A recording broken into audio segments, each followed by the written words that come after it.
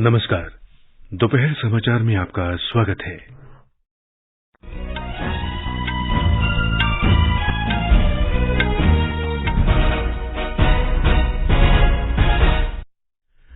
प्रधानमंत्री नरेंद्र मोदी ने गुजरात के गांधीनगर में 4,400 करोड़ रुपए लागत की विकास परियोजनाओं की शुरुआत की। केंद्रीय माध्यमिक शिक्षा बोर्ड सीबीएसई ने 12वीं कक्षा के परीक्षा परिणाम घोषित कर दिए हैं। लड़कियों ने लड़कों से बेहतर प्रदर्शन किया। 10वीं के परिणाम भी घोषित। कर्नाटक विधानसभा चुनाव की मतगणना कल। हिंद महासागर सम्मेलन का 6वां संस्करण आज शाम ढाका में शुरू होगा। विदेश मंत्री एस जयशंकर सम्मेलन में मुख्य भाषण देंगे। चक्रवाती तूफान मोखा अति भीषण चक्रवात में बदला। रविवार दोपहर के आसपास बांग्लादेश म्यांमार तट पर टकराने की आशंका। और भारतीय मुक्केबाज दीपक कुमार, मोहम्मद हसामुद्दीन और निशान देव ताशकंद में विश्व मुक्केबाजी चैंपियनशिप में आज अपने सेमीफाइनल मुकाबले खेलेंगे।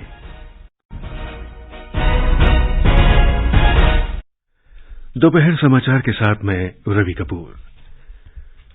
प्रधानमंत्री नरेंद्र मोदी ने आज गुजरात के गांधीनगर में 4,400 करोड़ रुपए लागत की विभिन्न विकास परियोजनाओं का लोकार्पण और शिलान्यास किया।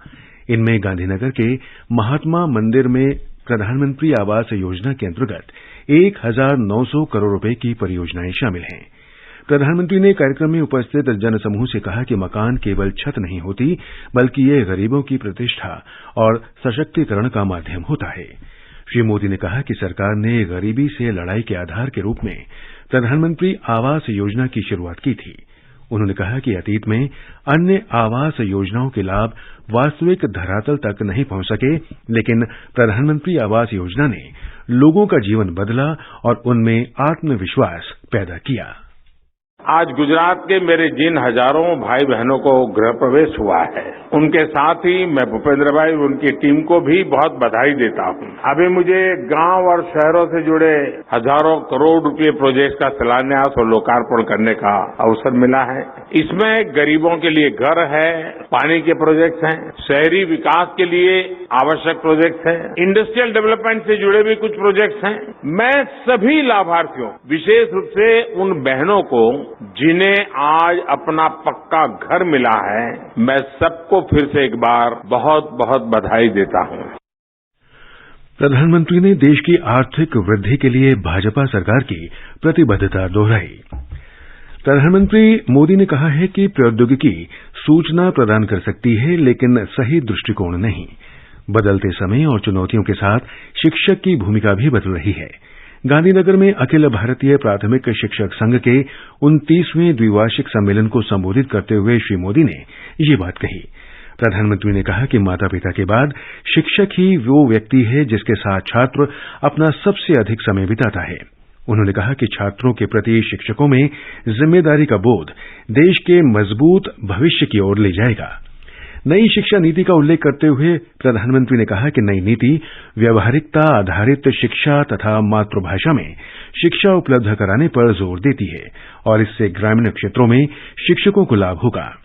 शिक्षक पेशे के प्रति कम होते रुझान पर चिंता व्यक्त करते हुए प्रधानमंत्री ने समाज में सकारात्मक दृष्टिकोण विकसित करने का अनुरोध किया, ताकि छात्र शिक्षक बनने के लिए प्रेरित हों।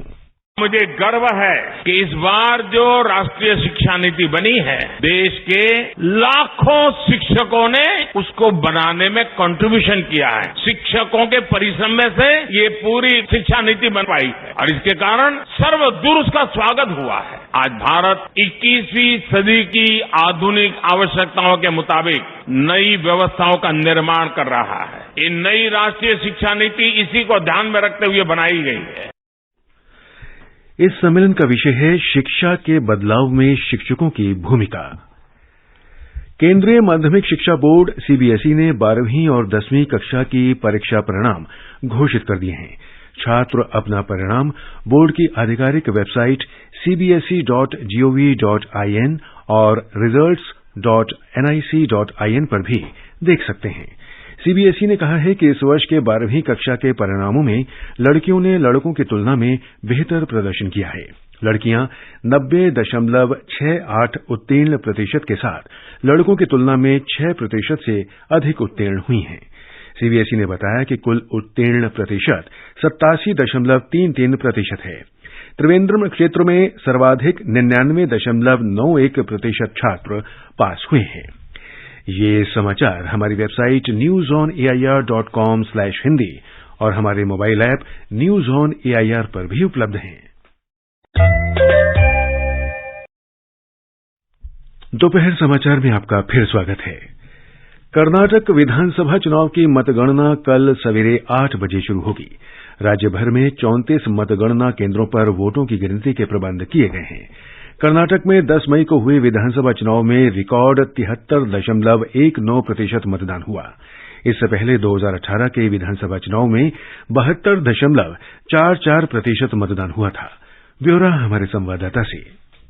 कल कर्नाटका में मतों की गिनती की जाएगी। काउंटिंग सेंटर में सीसीटीवी, वीडियोग्राफी और वेबकास्टिंग का प्रबंध किया गया है। ईवीएम का सील निकालकर बटन दबाने पर सभी उम्मीदवारों के वोट की संख्या प्राप्त होती है, जिसे रिजल्ट शीट में दर्ज किया जाता है। इसके बाद कुछ चुनिंदा वीवीपैट्स में मौजूद स्लिप्स का काउंटिंग भी किया जाता है। काउंटिंग सेंटर्स के अंदर और बाहर कड़े सुरक्षा प्रबंध किए गए हैं। सुधींद्रा, आकाशवाणी समाचार, बेंगलुरु।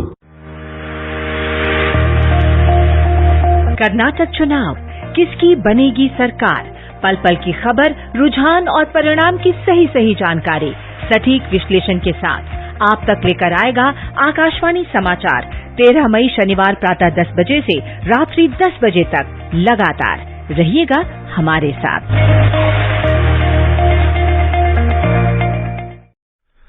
ओडिशा के मुख्यमंत्री नवीन पटनायक ने कल नई दिल्ली में प्रधानमंत्री नरेंद्र मोदी से भेंट की। बाद में संवाददाताओं से बातचीत में श्री पटनायक ने कहा कि उन्होंने प्रधानमंत्री से पुरी में अंतर्राष्ट्रीय हवाई अड्डे की मांग तथा ओडिशा से जुड़े विभिन्न मुद्दों पर चर्चा की। श्री पटनायक ने बताया कि प्रधानमंत्री ने उन्हें हर संभव सहायता का भरोसा दिलाया है। एक प्रश्न के उत्तर में उन्होंने बताया कि 2024 के लोकसभा चुनाव से पहले उनकी पार्टी किसी मोर्चे में शामिल नहीं हो रही है। श्री पटनायक ने कहा कि बीजू जनता दल विधानसभा चुनाव और आम चुनाव में अकेले ही लड़ेगी। श्री पटनायक की ये टिप्पणी बिहार के मुख्यमंत्री नीतीश कुमार के साथ उनकी मुलाकात के कुछ दिन बाद आई है। सेना में 4 वर्ष की सेवा पूरी करने वाले अग्निवीरों को रेलवे में भर्ती के लिए कई प्रकार की छूट दी जाएगी। अग्निवीरों को लेवल 1 की नौकरियों में 10% और लेवल 2 तथा उससे ऊपर की नौकरियों में 5% का आरक्षण दिया जाएगा। ये सुविधा विभिन्न अराजपत्रित पदों की सीधी भर्ती के कोटे के अंतर्गत दी जाएगी। जहां कहीं लागू हो, अग्निवीरों को शारीरिक दक्षता परीक्षण में भी छूट मिलेगी। अग्निवीरों के प्रथम बैच को आयु सीमा में 5 वर्ष और उसके बाद के बैच को 3 वर्ष की छूट मिलेगी। ये छूट विभिन्न समुदायों के लिए निर्धारित वर्तमान आयु सीमा के अतिरिक्त होगी। हिंद महासागर सम्मेलन के 6ठे संस्करण का आज शाम ढाका में बांग्लादेश की प्रधानमंत्री शेख हसीना उद्घाटन करेंगी। भारत के विदेश मंत्री डॉक्टर सुब्रमण्यम जयशंकर उद्घाटन समारोह में मुख्य भाषण देंगे। ब्यौरा हमारे संवाददाता से।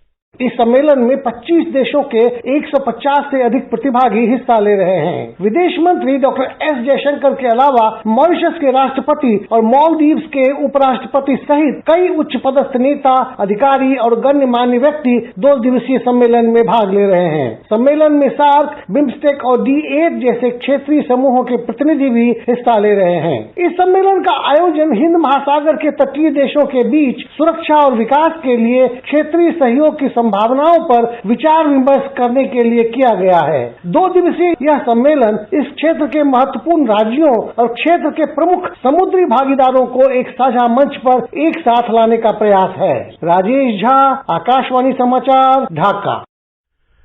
पाकिस्तान के पूर्व प्रधानमंत्री इमरान खान अल कादिर ट्रस्ट मामले में जमानत के लिए आज इस्लामाबाद उच्च न्यायालय की 3 जजों की पीठ के समक्ष पेश होंगे। भीड़ को प्रवेश से रोकने के लिए अदालत परिसर के चारों ओर बड़े कंटेनर लगाए गए हैं। क्षेत्र में कड़े सुरक्षा इंतजाम किए गए हैं। केंद्रीय उपभोक्ता संरक्षण प्राधिकरण सीसीपीए ने seat belt alarm stopper clip बेचने के लिए 5 प्रमुख ई कॉमर्स प्लेटफॉर्म के विरुद्ध आदेश जारी किया है। सीसीपीए की मुख्य आयुक्त निधि खरे ने उपभोक्ता अधिकारों के उल्लंघन और अनुचित व्यापार करने के कारण अमेजॉन, फ्लिपकार्ट, स्नैपडील, शॉपक्लूज और मीशो के विरुद्ध आदेश जारी किया। Seat belt alarm stopping clip से उपभोक्ता के जीवन और सुरक्षा को खतरे में डाला गया है।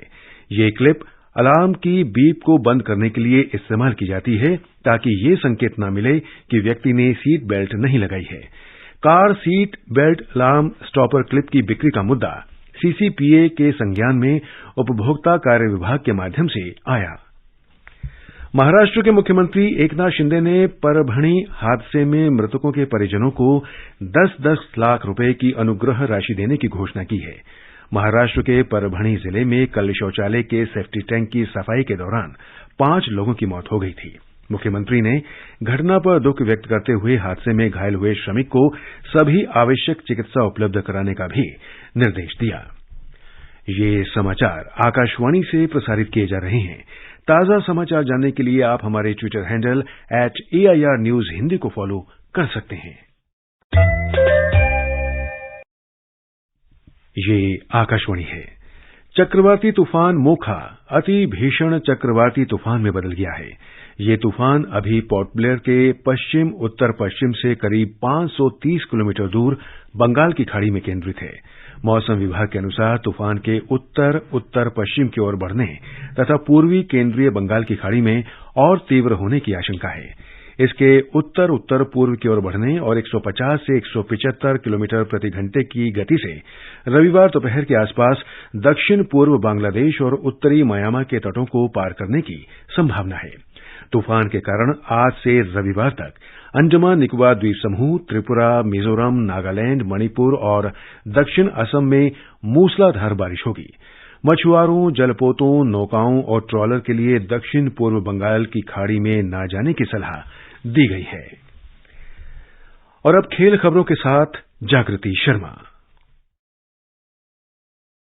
ताशकंद में चल रही विश्व मुक्केबाजी चैंपियनशिप में आज 3 भारतीय मुक्केबाज अपने सेमीफाइनल मुकाबले खेलेंगे। दीपक भूरिया 51 किलोग्राम भार वर्ग, मोहम्मद हुसामुद्दीन 57 किलोग्राम भार वर्ग और निशांत देव 71 किलोग्राम भार वर्ग में चुनौती पेश करेंगे। उधर अजरबैजान के बाकू में ISSF निशानेबाजी विश्व कप में कल भारत के सरबजोत सिंह और दिव्या थडिगोल सुब्बा राजू की जोड़ी ने mixed team 10 metre air pistol स्पर्धा में स्वर्ण पदक जीता। और IPL क्रिकेट में आज शाम 7:30 बजे मुंबई के वानखेड़े स्टेडियम में गुजरात टाइटंस का मुकाबला मुंबई इंडियंस से होगा। कल ईडन गार्डन्स में राजस्थान रॉयल्स ने कोलकाता नाइट राइडर्स को 9 विकेट से हरा दिया। यशस्वी जायसवाल को प्लेयर ऑफ द मैच घोषित किया गया।